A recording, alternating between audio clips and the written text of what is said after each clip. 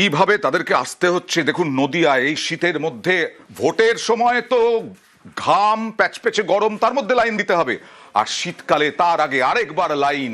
16,199 জনকে নোটিশ দেওয়া হয়েছে শুনানির জন্য। 119 জনকে নোটিশ দেওয়া হয়েছে। 16,119 জন লাইনে অপেক্ষায়, বৃদ্ধ বৃদ্ধা মহিলা পুরুষ নির্বিশেষে বিরাট ভিড়, এবং এখানে হিয়ারিং হবে। এই শীতের মধ্যে নদিয়ায় 18 ব্লকে শুরু হয়েছে শুনানি। জেলার মোট 16,119 জনকে নোটিশ, লাইনে অপেক্ষায়, অশীতিপর বৃদ্ধ বৃদ্ধা সবাই।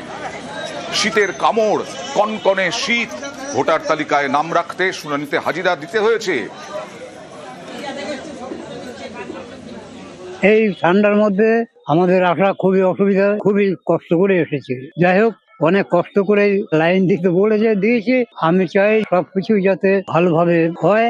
নোটিশ দিয়েছিল বাড়িতে। 2002 সালে ভোটে নাম ছিল না? ছিল তো, ভোটের নাম থাকতো। তারপরে এই যে ঠান্ডার মধ্যে ডাকলো কেন কি জানি, বাড়িতে তো গিয়েছিল। ঠান্ডার মধ্যে এসেছেন, কষ্ট হচ্ছে না? কষ্ট তো হবেই। কমিশনকে বলেও নাকি কোনো সুরাহা হয়নি। রাসবিহারীর ভোটার দেখুন, 82 বছর বয়স, হাঁটতে পারেন না, লাঠি তার সম্বল। সেই লাঠি নিয়ে আসতে হয়েছে, কমিশন হিয়ারিং এ ডেকেছে সেই কারণে। নাম বাদ যাওয়ার আশঙ্কায় কোনো মতে শুনানিতে ভোটার অশোক কুমার চট্টোপাধ্যায়। কথা বলবো প্রতিনিধি সুদীপ্তর সঙ্গে। সুদীপ্ত, কমিশনে আবেদন জানিয়েছিলেন, কার মাধ্যমে আবেদন জানিয়েছিলেন, কেন তাকে আসতে হলো?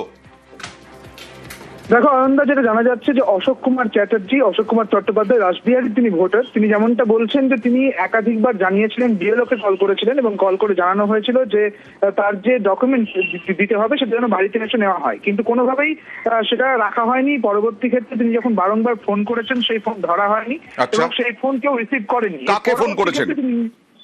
তিনি বিএলওকে কন্ট্যাক্ট করেছিলেন এবং তারপরে তিনি সংশ্লিষ্ট AERO কেও কন্ট্যাক্ট করেছিলেন বলে তিনি জানাচ্ছেন।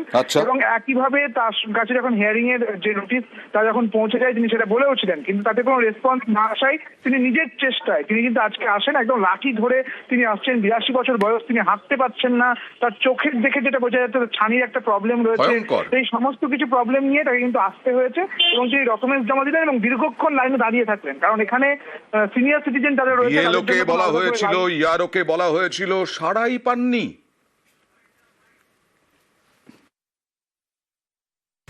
কেন হিয়ারিং নোটিশ দিয়েছে, নোটিশের পর ডাকা হয়েছে এবং 85 বছর, না সেটা বলা হয়েছে, পেপারেও আমি দেখেছি।